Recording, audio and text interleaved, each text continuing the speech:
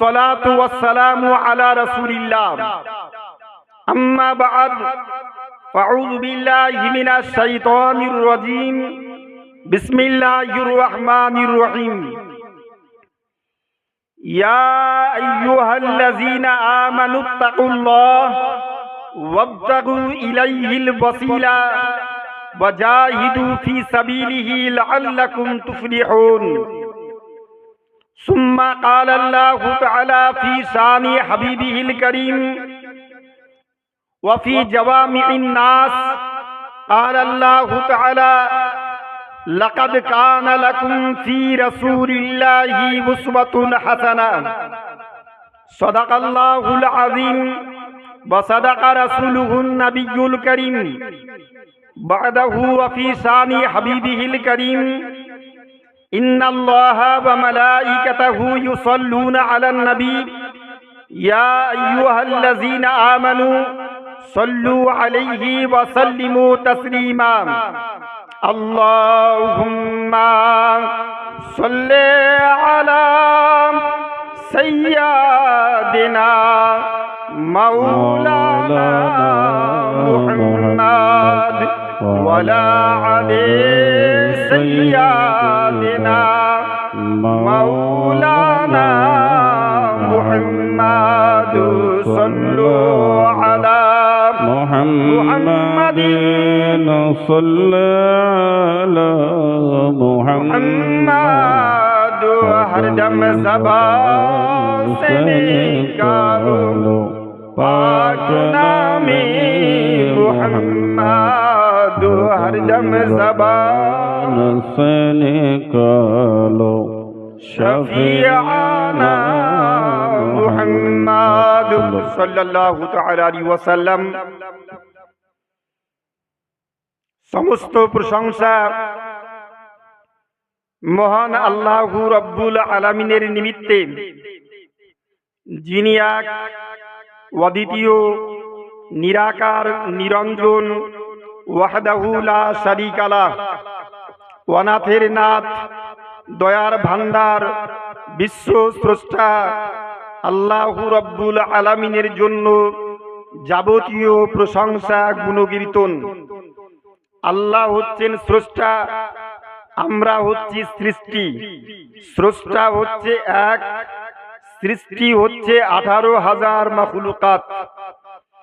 18,000 মাখলুকাতের মধ্য হতে উত্তম সৃষ্টি মানব জাতি।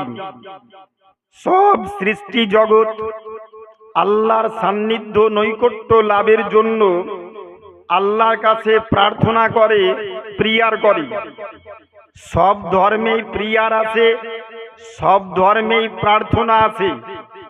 আমরা মুসলমান, আমাদের ধর্মেও প্রিয়ার আছে, আমাদের ধর্মে প্রার্থনা আছে। হিন্দু, খ্রিস্টান, বৌদ্ধ, ইহুদি, নাসারা, চন্দ্র পূজারী, সূর্য পূজারী, অগ্নি পূজারী, বিভিন্ন ধর্মাবলম্বী ব্যক্তি পৃথিবীতে ছড়িয়ে আছে। সবাই কিন্তু প্রিয়ার করে, প্রার্থনা করে স্রষ্টার সান্নিধ্য নৈকট্য লাভ করার জন্য। সবাই প্রিয়ার করে, সবাই প্রার্থনা করে। যারা সূর্য পূজারী, সকালবেলায় সূর্যের পূর্ব আকাশের দিকে তাকিয়ে এক পানে চোখ বন্ধ করে ওদের মতো ওদের ভাষায় মনে করে এটাই দেবতা, এটাই ভগবান, এটাই স্রষ্টা মনে করে তার প্রিয়ার করে। যারা চন্দ্র পূজারী, চন্দ্র ওঠার সময় প্রিয়ার প্রার্থনা করে। যারা অগ্নি পূজারী, আগুনের সামনে দাঁড়িয়ে বলে তুমি সব, তুমি সব, তুমি সব।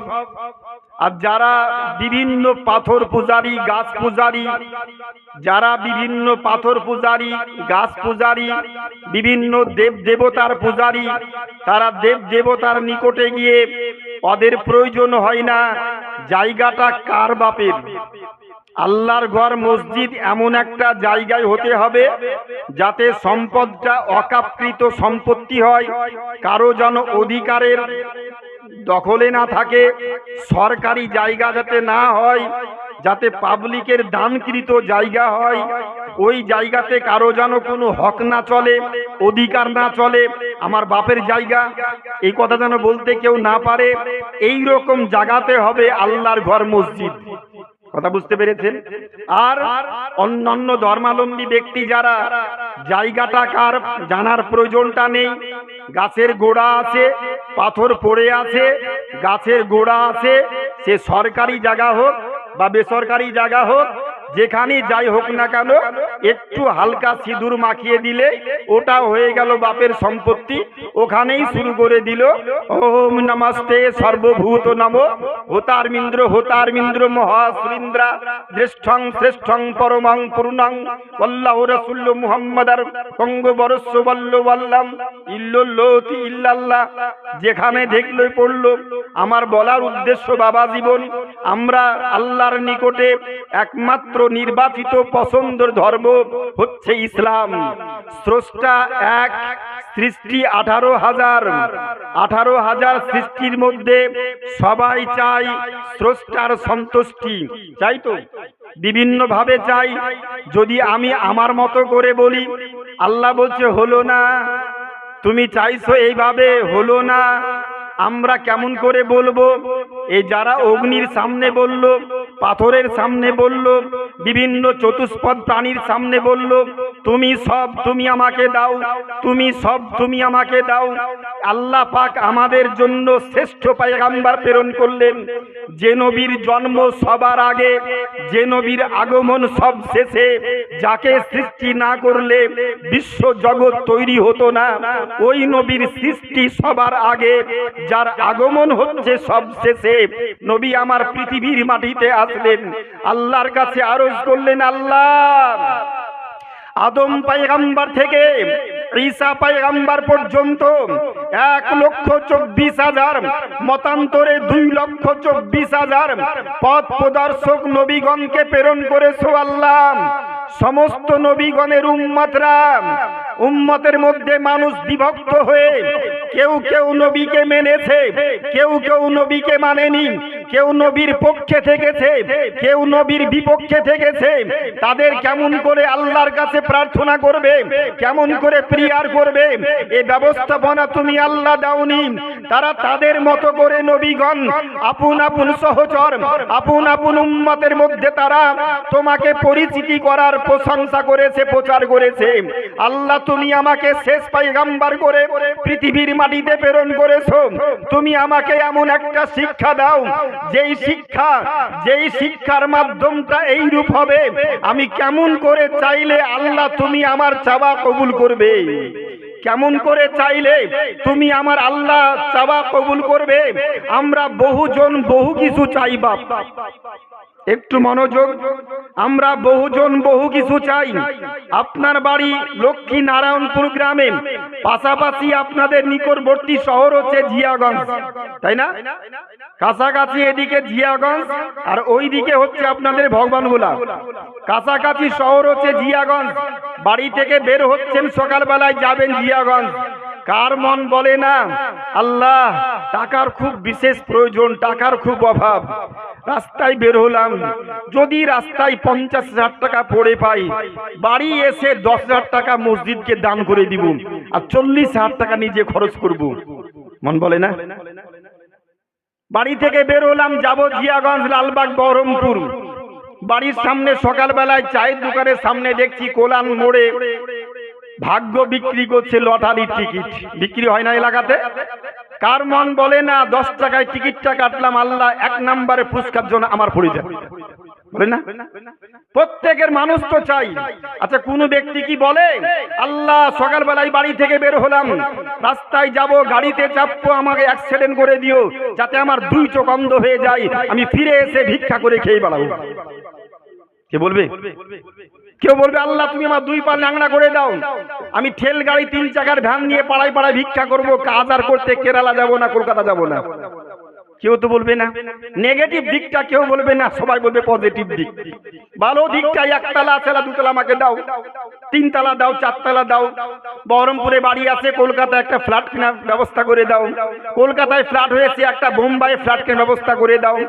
আমরা সব সময়তেই চাই, প্রত্যেকে চাই আর আল্লাহ বলছে বাদউনি আস্তাজিবু লাকুম, বান্দা তোমরা আমার নিকটে চাও, তোমরা যে যা চাইবে আমি তোমাদের প্রত্যেকের চাওয়া পাওয়া কবুল করি, চাওয়া পাওয়া কবুল করি, তোমরা আমার নিকটে চাও। কথাটা বুঝতে পারলাম না। আল্লাহ বলছে আমার নিকটে চাও, তোমরা যে যা চাইবে আমি প্রত্যেকের চাওয়া পাওয়া কবুল করি। আমরা তো সবাই চাই বাপ, কিন্তু সবাই তো পাই না। আমার কথা বুঝাতে পারছি? সবাই তো আমরা চাই, এক একজন এক এক ধরনের জিনিস চাই। সুপাত্রী চাই, সুন্দরী চাই, সুন্দর চাই, টাকা চাই, পয়সা চাই, গাড়ি চাই, বাড়ি চাই, সবকিছু তো আমরা চাই, কিন্তু সব চাওয়া তো আল্লাহ আমাদের কবুল করেন না। অথচ আল্লাহ বলছে আমার কাছে চাইলেই আমি কবুল করব। তোমরা যা চাইবে আমি তোমাদের প্রত্যেকের দোয়া প্রার্থনা কবুল করি। আমি যদি আমার মতো করে চাই, চাওয়ার দরকার আল্লাহর কাছে, চাইলাম অন্যর কাছে, গাছের কাছে, চতুষ্পাদ প্রাণীর কাছে, পাথরের কাছে, সূর্যের কাছে, চন্দ্রের কাছে, আগুনের কাছে গিয়ে বললাম ওম নমস্তে সর্বভূত নমো হোতারমিন্দ্র মহাশ্রীন্দ্রা জ্যেষ্ঠং শ্রেষ্ঠং পরমং পুরুণং আল্লাহ রাসূল মুহাম্মাদার কঙ্গ বরস্য বল্লবল্লাম ইল্লাল্লাহি ইল্লাল্লাহ লা ইলাহা হারতি পাপম ইল্লো ইলাহা পরম পদম জনম বৈকুণ্ঠ পরম পাপানাতীত জপি নমো মুহাম্মদ শুক্লা পক্ষ মহা ইতিখ্যাত নমো নমো নমো নমস্কন্তে নমো। আল্লাহ বলছে হলো না, হলো না, হলো না। চাইবো কেমন করে? আল্লাহ নবী বলছে আল্লাহ কেমন করে চাইলে তুমি কবুল করে বলে দাও। আল্লাহ পাক বলছে নবী গো, কোন নবীর উম্মতকে চাওয়ার পদ্ধতি আমি শিখাইনি, কোন নবীর উম্মতকে চাওয়ার পদ্ধতি শিখাইনি। আমি তোমাকে ভালোবেসে সৃষ্টির সেরা নবী মনে করে তোমার উম্মত কেমন করে চাইবে, যেমন করে চাইলে আমি আল্লাহ কবুল করব, ওর জন্য চাওয়া পাওয়ার পদ্ধতি সূরা ফাতিহা দান করে, সূরা ফাতিহা নাজিল করে তোমার উম্মতকে আমি দিয়ে দিয়েছি। কেমন করে চাইবে বান্দা, যেমন করে চাইলে আমি আল্লাহ কবুল করব। আমরা চাইছি কেমন করে? আল্লাহু আকবার। এবার ভেজাল, আল্লাহু আকবার বলতে গিয়ে আবার ভেজাল আমাদের মধ্যে। কেউ এই পর্যন্ত, কেউ এই পর্যন্ত, নাকি বা কেউ এই পর্যন্ত, কেউ এই পর্যন্ত, আবার কাউকে দেখছি এদিকে চলেছে, এদিকেও না এদিকেও না। আল্লাহু আকবার। এরকম সামনের দিকে হাত করে এরকম, কাউকে দেখছি এখানে নাভির নিচে, কাউকে নাভির ওপরে, কাউকে এখানে, আবার দেখছি টুটিকে চেপে ধরছি। আমি 2022 সালে গেলাম সৌদি হজ করতে বাপ, সপরিবারে, বাড়ি থেকে 8 জন গিয়েছিলাম। মনে বড় স্বপ্ন ছিল, কে বলে আল্লাহ আশা পূর্ণ করে না। আমি দিনমজুর ঘরের ছেলে, আমার বাপ ছোট অবস্থায় যখন প্রাইমারিতে পড়ি লোকের কাজ করেছে সকাল থেকে সন্ধ্যা পর্যন্ত। জিজ্ঞেস করেছি আব্বু ক টাকা মুনিশ খরচ? বলে 1 টাকা 25 পয়সা। 2 টাকা মুনিশ খরচ, দিন মান খেটে আমাদের 4-5 ভাই বোনকে পড়িয়েছে, বিয়ে শাদী সব ব্যবস্থা করিয়েছি। আল্লাহ কে বলে মানুষের আশা পূর্ণ করে না। অসহায় গরিব দুঃখিনী পরিবার থেকে আজ গোটা পশ্চিমবঙ্গের মাটিতে পরিস্থিতি দিয়েছে।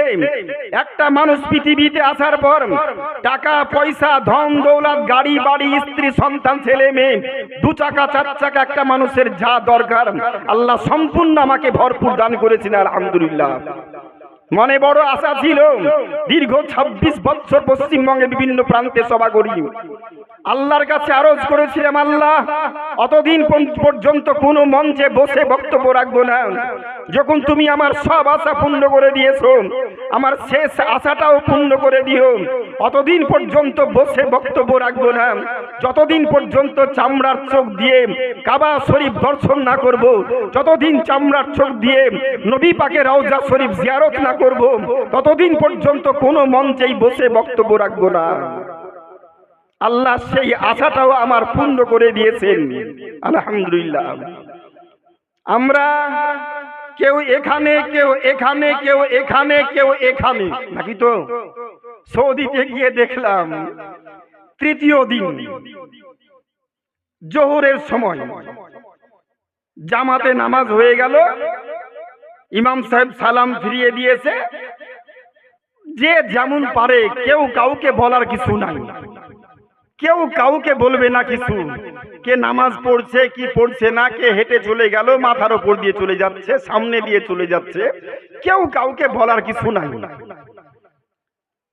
জোহরের নামাজ পড়ার ফরজ পড়ার পরে দাঁড়িয়ে সুন্নাত পড়ছি। আমার পাশে একজন ব্যক্তিকে দেখলাম, তাতে আমার যা বডি, আমার থেকে মনে হচ্ছে আরো 3 গুণ বেশি হবে বা 4 গুণ বেশি হবে। আমার হচ্ছে এখন 78 বা 80 কেজি ওজন, ওর আমার মনে হলো কম করে 2 কুইন্টালের কম হবে না।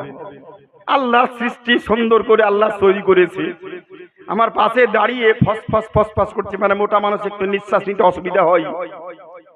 এই সামনে হাত দিল, আল্লাহু আকবার, 2 দিকে হাত নামিয়ে দিয়ে আলহামদুলিল্লাহি রাব্বিল আলামিন আর রহমানির রহিম মালিক ইয়াউমিদ্দিন ইয়্যাকা না'বুদু ওয়া ইয়্যাকা নাস্তাঈন। আমি ভাবলাম এটা তো আমাদের দেশে নাই, এখানে আছে, এখানে আছে, এখানে আছে, এখানে আছে, নাকি বলে? আমি 1.5 বছর আপনাদের এলাকায় তপিডাঙ্গা হাই মাদ্রাসার মাস্টার ছিলাম। 2004 সাল থেকে 2003 সাল থেকে 2005 সাল পর্যন্ত 1 বছর 6 মাস কি 7 মাস ছিলাম সম্ভব, সঠিক সময় মনে পড়ছে না। তো ওই গ্রামটা একটু তো ভিন্ন নাকি বাপ আপনাদের এখানকার থেকে? একটু ভিন্ন। তো এখানে এসে 1 হাত, আমি বললাম 1 হাত কেন বাড়াচ্ছেন? তো যে আমরা তো 1 হাতই করি। আমি বললাম মুসাফা 1 হাতই হয় না, 2 হাতে মুসাফা হয়। কাফাইহি বাইনা কাফাইহি আদাই, বুখারী শরীফের হাদিস, 2 হাতের মিলিত করে হাত। আর যার হার কাতো প্রবলেম থাকে, অসুবিধা থাকে, 1 হাত করলে চলবে, অসুবিধা নাই। হাত সুস্থ থাকলে 2 হাত। আমি দেখলাম এটা তো দেখিনি, হাত 2 দিকে ছেড়ে দিয়ে আলহামদুলিল্লাহ পড়ছি।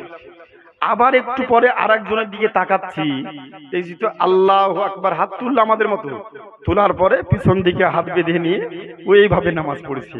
আমি বললাম হায়রে কাবা বাইতুল্লাহ, আল্লাহ তোমারই সব সৃষ্টি গো, সবই মুসলমান, সবাই মুসলমান, জি সবাই মুসলমান। কেউ পিছনে হাত বেঁধে নিয়েছে, কেউ হাত ছেড়ে দিয়ে কেউ নামাজ পড়ছে, কেউ বা হাত নাভির নিচে, কেউ বা নাভির ওপরে, কেউ বুকের ওপরে, কেউ টুটি চেপে ধরছে, কেউ পিছনে হাত বেঁধে নিয়ে নামাজ পড়ছে। আল্লাহ সবই তো তুমি দেখছো, আর তোমার ঘরেই এই নামাজগুলো চলছে। আমি নামাজ শেষ করার পরে যিনি হাত ছেড়ে দিয়ে নামাজ পড়ছিলেন, আমার মনের মধ্যে একটা স্প্রিয়া জাগলো, মনের মধ্যে একটা কেমন খুটখুটে ভাব তৈরি হলো। আমি ওনাকে জিজ্ঞেস করছি, আইনা বাইতুক মাসমুক ইয়া হাবিবি, আপনার নাম কি, বাড়ি কোথায়? আইনা আনতা, আপনি কোথা থেকে এসেছেন? তো আমার দিকে তাকিয়ে উনি আমার আরবি কথা বুঝে নিয়েছেন। বোঝার পরে হাতে হাত বাড়িয়ে দিয়ে বলছে, মাশাআল্লাহ, মাফি আল্লাহ হাবিবি, জি জি জি তো মিনাল মিসর, আমি মিশর থেকে এসেছি। আমাকে বলছে আইনা আনতা, আপনি কোথা থেকে? আমি মিনাল হিন্দ, ইন্ডিয়া, হিন্দুস্তান থেকে। আমি যে হালান্তা মাযহাবুক, আপনার মাযহাবটা কি? বলছে মাযহাবি মাযহাবুল হাম্বলি, আমি হাম্বলি মাযহাবের ব্যক্তি।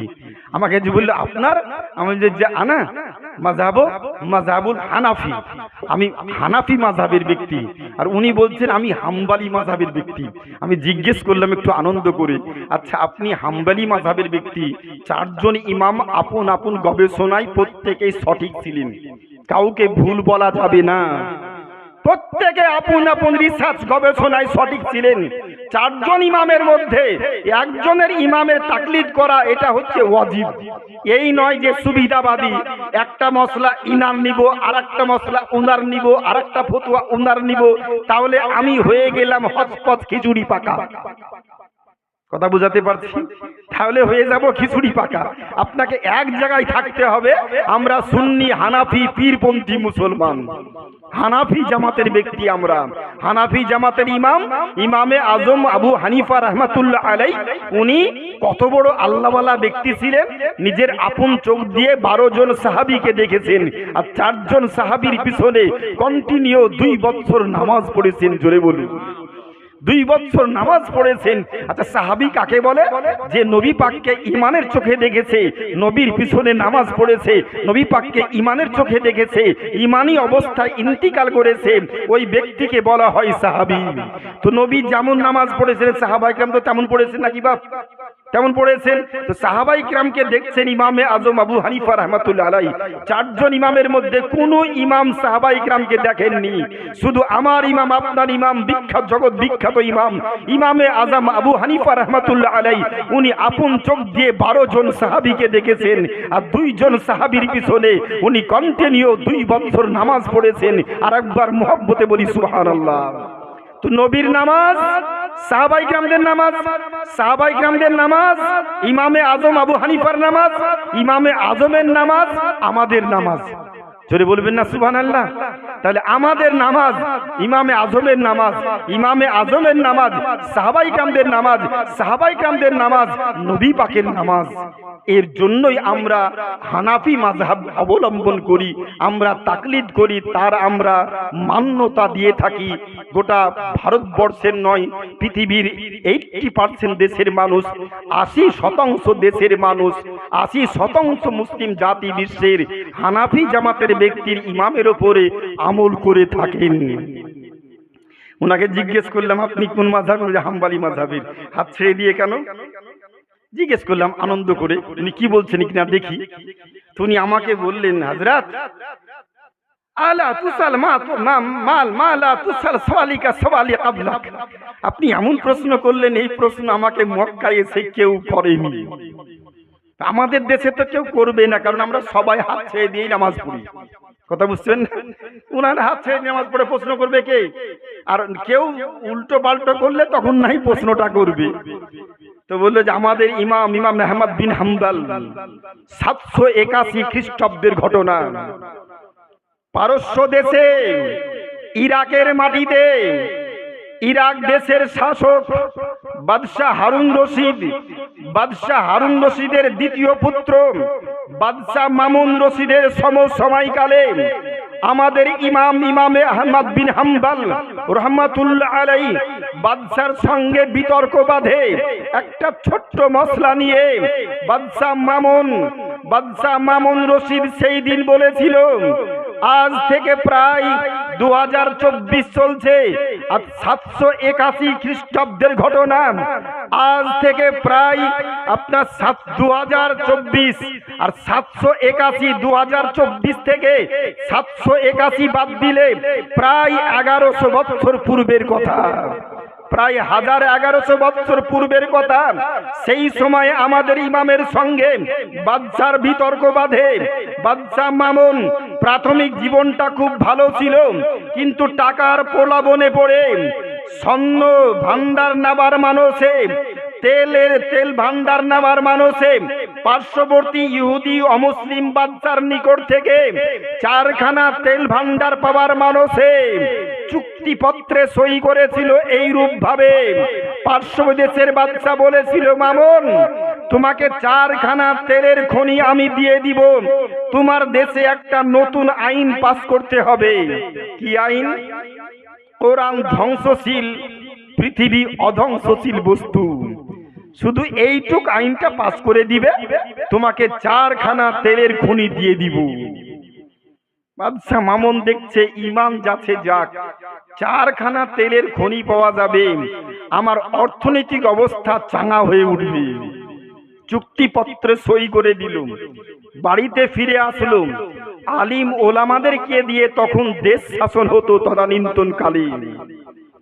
আজ পৃথিবীর মধ্যে উন্নত দেশ, উচ্চ শিক্ষায় শিক্ষিত দেশ, হায়ার এডুকেটেড পার্সন ব্যক্তির অবস্থান আমেরিকা, ব্রিটেন, তুরস্ক, ফ্রান্স, জাপান, যেখানে বড় বড় গবেষণাগার।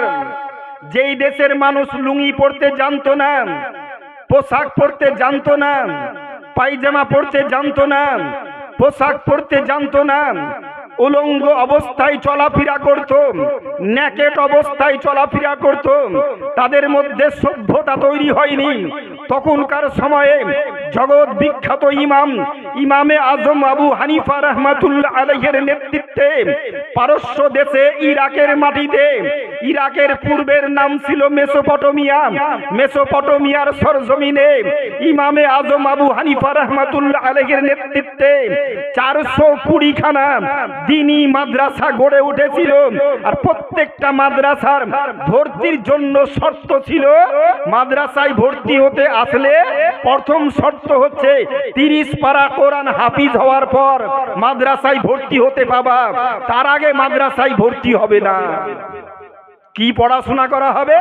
চিকিৎসা বিজ্ঞানী পড়ানো হবে, আপনার মৃত্তিকা বিজ্ঞানী পড়ানো হবে, সেখানে হেকিমি চিকিৎসা পড়ানো হবে, আপনার সৌর জগৎ সূর্য সম্পর্কে সৌর জগৎ সম্পর্কে পড়ানো হবে, পৃথিবীর মানচিত্র নিয়ে পড়ানো হবে। তখনকার সময়ের যারা আলিম ওলামা ছিলেন তারা প্রত্যেকেই মহান দার্শনিক, মহান পণ্ডিত, মহান রসায়নবিদ, তারা প্রত্যেকেই আপনার বড় বড় উচ্চমানের বড় বড় শাস্ত্রবিদ ছিলেন, কিন্তু তারা প্রত্যেকে ছিলেন 30 পারার হাফিজ কোরআন। আলিম ওলামাকে দিয়ে দেশ শাসন করা হতো। বাদশা মামুন ডাকলো, রাজসভা বসেছে, আলিম ওলামাকে জিজ্ঞেস করলো, বলো কোরআনটা ধ্বংসশীল না পৃথিবী ধ্বংসশীল? সেই দিন সমস্ত ইরাকের আলেমরা বলেছিল, হুজুর কি বলছেন, কোরআন অধ্বংসশীল বস্তু। কোরআন যেমন নবীর উপরে নাজিল হয়েছে আজও তেমন আছে, কিয়ামত পর্যন্ত তেমন থাকবে। পৃথিবী ধ্বংস হবে, পৃথিবীর পরিবর্তন ঘটবে, কিন্তু কোরআনের কোনো পরিবর্তন ঘটবে না। কোরআন যেমন ছিল তেমন আছে, কিয়ামত পর্যন্ত তেমন থাকবে। জোরে মুহাব্বতে বলি সুবহানাল্লাহ। আমি তো ভেবেছিলাম আজকে একটু উচ্চমানের শিক্ষা নিয়ে, উচ্চমানের শিক্ষা ব্যবস্থা নিয়ে, ধর্মীয় শিক্ষা, ইসলামিক শিক্ষা, ইসলামের কিছু ইতিহাস পরিবেশন করব, কিন্তু এমন সময় মঞ্চে আসলাম যেই সময়ে বলার তো মানসিকতা আছে, শোনার মানসিকতা ব্যক্তি নেই, সব একেবারে মঞ্চ ভেঙে চুরমার হয়ে গিয়েছে। কিন্তু কথা দিলাম 30 মিনিট বলবো, তাই দু একটা কথা বলার জন্য একটু ঝলকটা দিয়ে একটু আরম্ভ করছি কিছু বলার জন্য। হয়তো 2-10 মিনিট দেরি হলে আপনারা কিছু মনে করবেন না, বলবেন না যে উনি 30 মিনিট বলে আবার 40 মিনিট করে দিলেন। অসুবিধা হলে বলবেন, আমি বন্ধ করে দিব। আলহামদুলিল্লাহ, যত কম হয় তত আমার ভালো হয়, নাকি বলেন? জি, আমি তো এসেছি, আমার তো দোষ না, আপনাদেরও দোষ না। আপনারাও জালসা লেগেছেন ধৈর্য মোতাবিক। যতক্ষণ তাদের ধৈর্য থাকবে ততক্ষণ সভা চলবে, ধৈর্য থাকবে না সভা চলবে না। এই তো বাস শেষ কথা, আর তো কোনো কারোর মধ্যে কোনো দ্বিমত থাকতে পারে না। জগৎ বিখ্যাত ইমাম আহমদ বিন হাম্বল, উনার সব ভক্তরা যখন বলল, উনিও বললেন। বাদশা মামুন বলছে, কেমন কথা হলো? আমি যে 4খানা তেল ভান্ডার চুক্তিপত্রে সই করেছি, দেশের মাটিতে এই আইন পরিবর্তন করতে হবে। জল্লাদ কি করব? জল্লাদ বলছে, আলিম ওলামারা অত ভুল ফতোয়া কেউ দিবে না, ঠিক বলেছে ওরা। কি করবো বলো, যুক্তি দাও। তেল ভান্ডার কিন্তু আমাকে নিতে হবে, ইমান যাচ্ছে যাক, প্রেস্টিজ ডাউন করতে দেওয়া হবে না। ইমান যাচ্ছে যাক, কিন্তু প্রেস্টিজ ডাউন করতে দেওয়া যাবে না। ঠিক আছে, জল্লাদ উঠো, এক এক করে মৌলবীকে তুলো, স্টেজে উঠাও, আর ইন্ডিভিজুয়াল একা একই প্রত্যেককে জিজ্ঞেস করো। সামনে এক এক করে উঠানো হলো, এই বলেন কি ফতোয়া বলেন, কোরআন ধ্বংস হবে না পৃথিবী ধ্বংস হবে? তখনকার সময়ও ওই দেশের মাটিতে ইমান চোরা, প্যাটমাদারি আলিম ওলামা ছিল। সকালে এক ফতুয়া, বিকালে আর এক ফতুয়া, আজও আছে, কিয়ামত পর্যন্ত থাকবে এরকম এক শ্রেণীর আলেম ওলামা। উঠে বলছে, হুজুর নিজে বাঁচলে বাপের নাম চাচা, আপন জান বাচ্চা। যা বলেছি ফতুয়া ভুল বলেছি, আপনি যেটা বলছেন ওটাই ঠিক। আসলে কোরআনটাই ধ্বংস হবে, পৃথিবী ধ্বংস হবে না। জল্লাদ বলছে, ছেড়ে দাও, আরেকজনকে তুলো, আরেকজনকে তুলো। পর পর 5 জন মৌলবীকে তোলা হলো মঞ্চে। 5 জন মৌলবী বলছে, যা বলেছেন আপনি ওটাই ঠিক। জল্লাদ বলছে কতক্ষণ ডাকবেন, কত সময় সভা চালাবেন? আপনার ইমাম, আমার ইমাম, গোটা পারস্য দেশের ইমাম, গোটা বিশ্বের ইমাম, জগৎ বিখ্যাত ইমাম, কোরআন হাদিস সমুদ্রের ডুবুরি ইমামে আহমদ বিন হাম্বল, বাদশাহী দরবারের রাজকীয় মসজিদের, জামে মসজিদের আপনার ইমাম, আপনার বাপেরও ইমাম ছিলেন, আপনারও ইমাম, গোটা পারস্য দেশের সমস্ত মুসলমানদের ইমাম, মুসলমানদের পীর, পীর সাহেব ইমাম আহমদ বিন হাম্বল রহমাতুল্লাহ আলাইহি। এত লোককে জিজ্ঞেস করা কি দরকার পড়েছে? জল্লাদ যুক্তি দিল, ইমামকে জিজ্ঞেস করেন, উনি যেটা বলবেন শেষ কথা। উনি বললে সবাই তো উনারই ভক্ত, বাপ বলে দিলে বেটা আর নাকচ করবে নাকি? কথা ঠিক না? উঠানো হলো, উনি বলে দিলেন এক বাক্যে আশিক ইমামে হুসাইন। উনি বললেন দেখো, मेरी जुबान से जो बात निकाल चुकी है वो पलटने वाली नहीं है। আমার মুখ থেকে যেই কথাটা বেরিয়ে গিয়েছে, যতক্ষণ নিঃশ্বাস যাওয়া আসা করছে, এ ফতোয়ার পরিবর্তন ঘটবে না, ঘটবে না, ঘটবে না। জল্লাদ বলছে কি করব তাহলে? তরবারি চালিয়ে দিব? বাদশা বলছে অন্য লোক হলে বলতাম চালিয়ে দে তরবারিখানা, কিন্তু আর 5 ওয়াক্তের পিছনে নামাজ পড়ি, আমার বাপ নামাজ পড়েছে আমাদের গ্রামের মসজিদের, উনি 42 বছরের ইমাম। কতদিনের? 42 বছরের প্রবীণ ইমাম, গোটা পারস্য দেশের ইমাম, কোরআন হাদিস সমুদ্রের ডুবুরি, সকলের পীর সাহেব কিবলা। আর উনাকে কতল করার কথা বলা যায় না? ছেড়ে দাও, মারতে হবে। তাহলে অন্ধকার জেলখানায় ঢুকাও। আবদ্ধ জেলখানায় ঢুকানো হলো, 40 দিন রাখা হলো। 40 দিন পরে গেট খোলা হলো। উনি সুন্দরভাবে ঘর থেকে মনে হচ্ছে গোসল করে খাবার খেয়ে মুখ নাড়তে নাড়তে বের হচ্ছেন ইমাম আহমদ বিন হাম্বল রহমাতুল্লাহ আলাইহি। ওনার জীবনীতে লেখা আছে উনি টুকটুক করে বের হচ্ছেন। বাদশা জিজ্ঞেস করলো, হুজুর আপনি তো 40 দিন অনাহারে, আপনার তো কোনো খাবার ব্যবস্থা করা হয়নি, কিছু দেওয়া হয়নি, আর আপনি মনে হচ্ছে এখনই গোসল করে খাবার খেয়ে মুখ নাড়তে নাড়তে বেরিয়ে আসছেন। উনি বললেন, বাবারে তুমি আমার খাবার বন্ধ করেছো, রুজির মালিক কি তুমি? আমি বাড়িতে যখন ছিলাম, যখন সমাজে ছিলাম, পরিবারে ছিলাম, কোনোদিন একবার খেতাম, কোনোদিন 2 বার খেতাম। আমি খাবো না। তোমার জেলখানাতে যখন তুমি ঢুকিয়ে দিলে, আল্লাহ আমাকে দুনিয়ার খাবার বন্ধ করেছে, কিন্তু জান্নাতি খাবার 3 টাইম ফেরেশতা আমার জেলখানাতে পৌঁছে দিয়েছে। আমি খাবো না, আল্লাহ জোর করে আমাকে 3 টাইম খাবার খাইয়েছে। রে বাপরে, তাহলে তো ফতোয়ার পরিবর্তন হবে না। ফতোয়া কি? যা বলেছি তাই, পরিবর্তন ঘটবে না। ওই ব্যক্তি, মিশরি ব্যক্তি আমাকে বলছে, হুজুর, উনি উনার ভাষায় বলছেন চোখ দিয়ে টস টস করে পানি ঝরছে। উনাকে আবার জেলখানায় দেওয়া হলো। বাদশা বলল, প্রতিদিন 40টা করে চামড়ার চাবুকের আঘাত করো।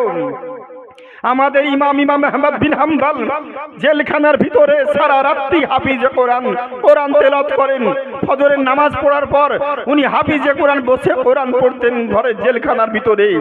জল্লাদ গিয়ে বলতো, গেট খুলেন। গেটটা খুলে দিল। কি হলো? ফতোয়া বলেন, যা বলেছি তাই, পরিবর্তন হবে না। বাদশার হুকুম পালন করে জল্লাদ ইমাম আহমদ বিন হাম্বলের উপরে চামড়ার চাবুক নিয়ে সাটা সাট 40টি করে চামড়ার চাবুক আঘাত করেছে। 12 দিন 14 দিন পর্যন্ত আঘাত খেয়েছেন। যখন ওনার পিঠে যখন চামড়ার চাবুক মারা হতো, শরীর থেকে হিমোগ্লোবিন কমে গিয়ে শরীরে হিমোগ্লোবিন লাল, রক্তের রং লাল পরিবর্তন হয়ে ফ্যাকাশে হয়ে গিয়েছে। শরীর থেকে টপ টপ করে রক্ত বেরিয়ে গিয়েছে। উনি বারবার আঘাত যখন দিত জল্লাদ, হুজুর এটাই শুধু বলতেন জেলখানার ভিতরে, ফাসবির আলাইয়া ইয়া আল্লাহ, ফাসবির আলাইয়া ইয়া আল্লাহ, আল্লাহ আমাকে ধৈর্য ধারণ করার তৌফিক দাও, যাতে মারের আঘাতে ভুলক্রমে ফতোয়ার পরিবর্তন না হয়ে যায়। আল্লাহর প্রেমিক, নবীর প্রেমিক, আশিকে রাসূল, আশিকে মুস্তাফা ইমাম আহমদ বিন হাম্বল রাহমাতুল্লাহ আলাইহি 14 দিন পর ওনার হাতে এত আঘাত করা হয়েছিল চামড়ার চাবুক, উনি শেষ পর্যন্ত হাত আর তুলতে পারেননি। আল্লাহু আকবার, নামাজ শুরু করবেন তো হাতে এত আঘাত হয়েছে, হাতটা ছাড়তে পারেননি, হাত ছেড়ে দিয়ে নামাজ পড়েছেন। তাই আমরা ওই ইমামকে মানি তো, তাই আমরা হাত ছেড়ে দিয়েই নামাজ পড়ি। জোরে বলুন সুবহানাল্লাহ।